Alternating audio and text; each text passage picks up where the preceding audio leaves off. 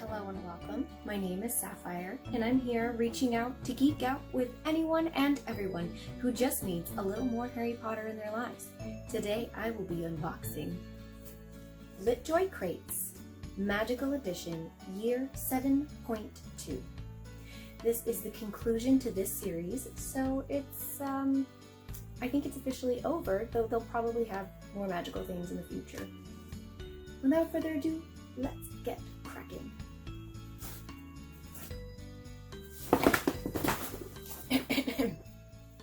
Now let's get cracking.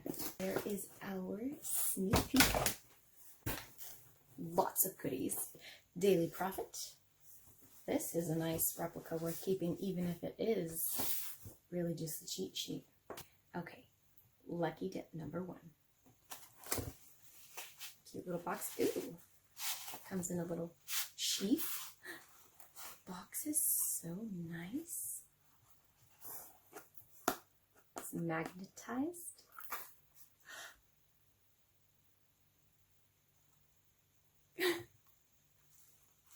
Oh my gosh. I wish I'd saved this for last. Oh my gosh. First of all, the presentation is amazing. Second of all, this is glass. This is very shiny and sleek, but the stopper does not come out. It has a laser engraved design, and in the center it says always.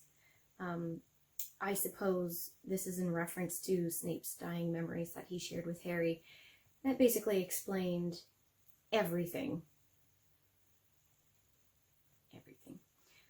Although this is beautiful, and I do think Snape was one of the bravest people ever, he was also a bit of a creeper.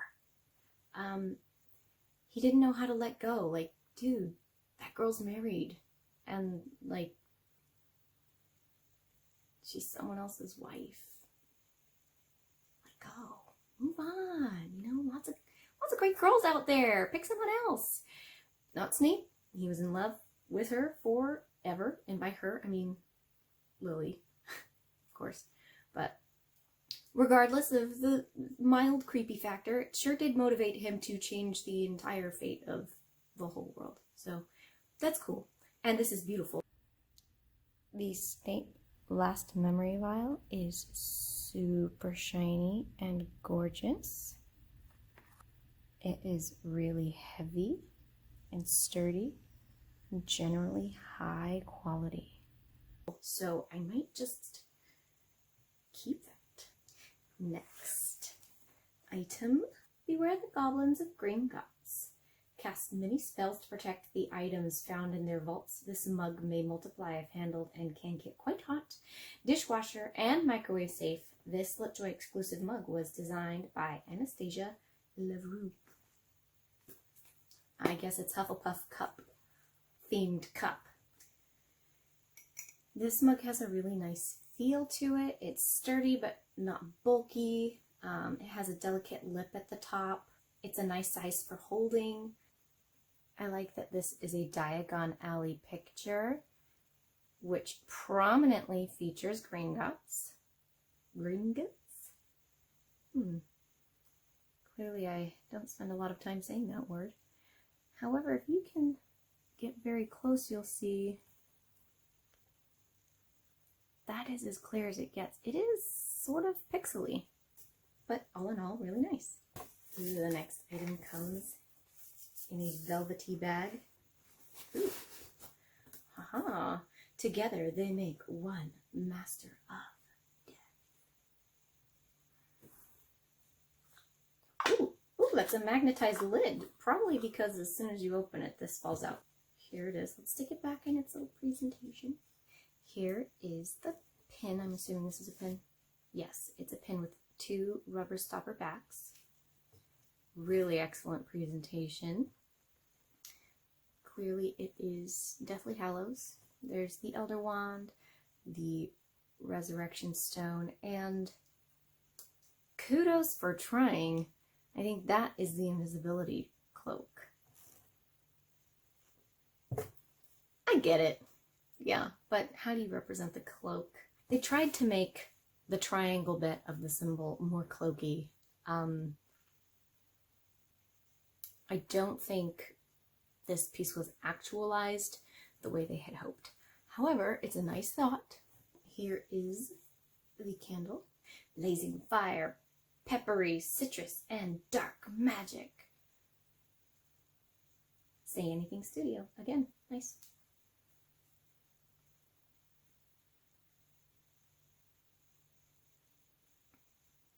Peppery citrus.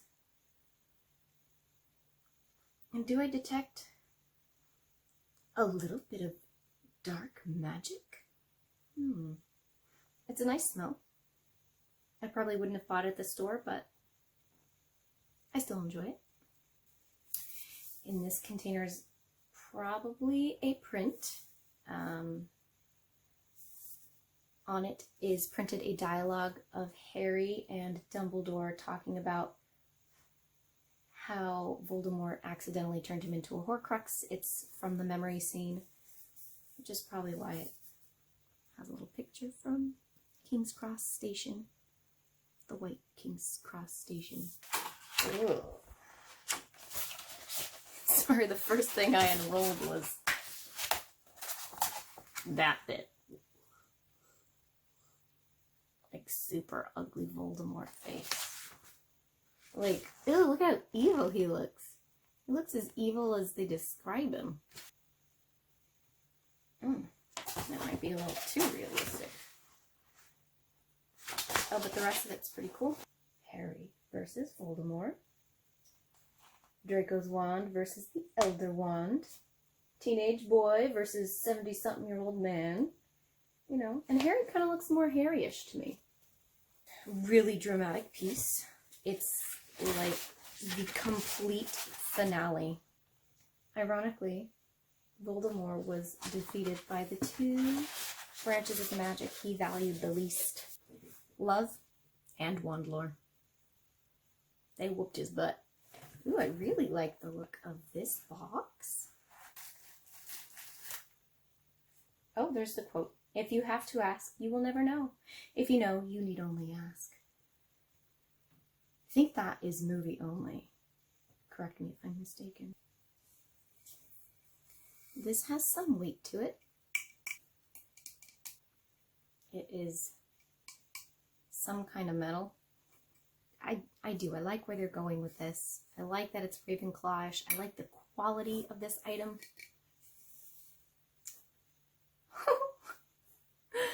I don't understand why it's a mirror, but I looked into it and it's pretty cool. I wish I could convey this effectively. You look into it and you see yourself, obviously. But the diadem is on top of the mirror. So you see yourself wearing the diadem. I look good in the diadem. I do have the diadem, actually, and I have a little bitty head, so it doesn't actually look good on me. But this looks great.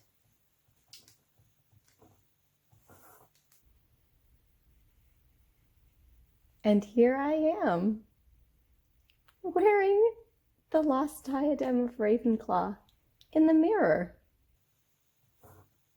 Socks. Not surprised. We've had socks before. The label says, "Not my daughter, you..." Sticker. They put a sticker on top of it. But you can tell if you picked it off. Underneath it would really finish the quote. It looks like plain socks with a pattern, and the only thing special about them is the Weasley W.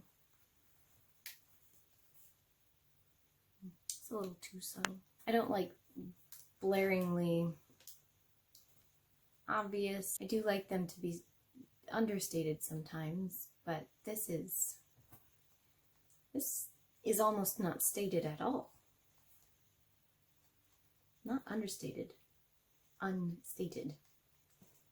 Big box. Book. Album. Photo album. Ooh, it feels soft. ever such a slight bit of squish to the cover is an owl pattern. There's its face, and it is a blank photo album. It says Litjoy Crate at the bottom. Almost nothing magical about this at all. This owl is, I mean, it could just be a plain old bird. This is a plain photo album. It's nice, but it's not Harry Potter. All right, it's Harry and all of the Horcruxes dancing around him. Here are the other cards. Dobby and the pudding from the second book. Except he's wearing socks. Looks like Neville with his something plant. Oh. You know, I'm not entirely sure who this is. It could be Remus if there was any reference to him having slashes across his face. But who's got slashes across his face? Bill Weasley. But that's for sure not Fleur. Confused. Ugh, nasty Bellatrix. Moldy Voldy. Before he turned moldy, of course. Here are the magnet bookmarks. Good thing they have the names down there. I would not have guessed that was Ariana, but it's Ariana, Snape, and Dumbledore. I bet this is a wooden bookmark. Yes, it is. Nagini. Neville. Nagini versus Neville. The artwork on this is really nice. Neville looks super, I don't say backwards, but kick butt on this. Ooh, the view of the castle in the background is pretty cool. Sort of Gryffindor. Yep. Say goodbye, Nagini. Sorry, I hissed like a cat, not a snake. Kind of sounded the same though. Here we have some Spectra specs. It's a sticker. It says join the Lunicorns. Already did. And you get Padfoot. Oh, it's the letter that Lily sent to Sirius while Lily and James and Harry were in hiding. And look at what it goes with. I didn't even look at it. I just assumed that's what it was. Yeah, that's what it is. Instead of having it in 2 pages, it's all in one with the second page taped on. I'm pretty sure Harry refers to it as a second page, but it only contains a couple of lines. So they just kind of took a little creative license and made it one piece of paper and made it look like it was taped back together. And here's the picture of Harry zooming around on Sirius's birthday gift broom. That Sirius has a knack for sending brooms to Harry. Now, if anybody knows about the development of children, you know that although infant development varies kind of wildly during the first few months, there's not really going to be a lot of 12-month-old infant babies who can sit upright, balance on an 1.5 inch thick piece of wood, and stay upright while zooming around. That is a lot to ask for a 1-year-old, and it never really made sense to me, especially if they allowed it to come 2 feet off the ground, which is what it says in the letter. Let me verify. You know, it only rises about 2 feet off the ground. 2 feet. A 12-month-old, 2 feet off the ground, balancing on a tiny stick and zooming around, which, I mean, they can barely even stand. So, anyways, here's the picture. It is still very cute. It's great. I wish it would move like it does in the book, / you imagine it in the book. It's so dang cute. And you can really see how Harry and she have the same eyes. It's perfect, right down to the fact that all you can see is James's feet. Well, that photo album is starting to make a lot more sense now. We've got that picture, and this is pretty thick, so I'm thinking, ooh, look at how cute this is.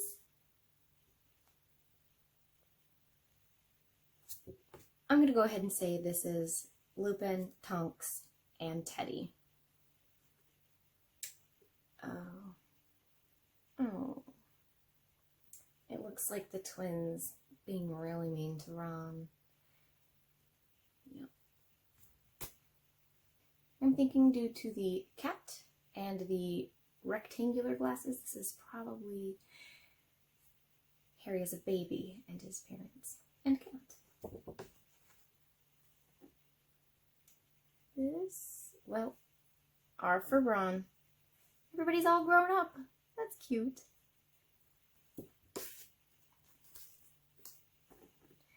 Oh, 19 years later. Now, although I'm really happy that these pictures make that photo album make more sense, I do wish there was more about the photo album itself that was magical in some way, rather than just being a place to hold a different magical product. I think it could have been made into a magical product by itself. Here's a sticker. Pure Totem Locomotor. I've always wanted to use that spell. Super cute picture of McGonagall. Super. Take that lady seriously. Here's the cute little box. It says, until the very end. Look closely into the stone to see the names of those that accompanied Harry until the very end. That's intriguing. So when you first look at it, this is what you see. Here we go. Oh, that's exactly what it does. This is like the coolest keychain ever. This is super cool. I'm going to try to put this up to the camera to see if you can see anything at all. Lily, James, Sirius, Remus. Here is the best close-up I could get of the Resurrection Stone keychain.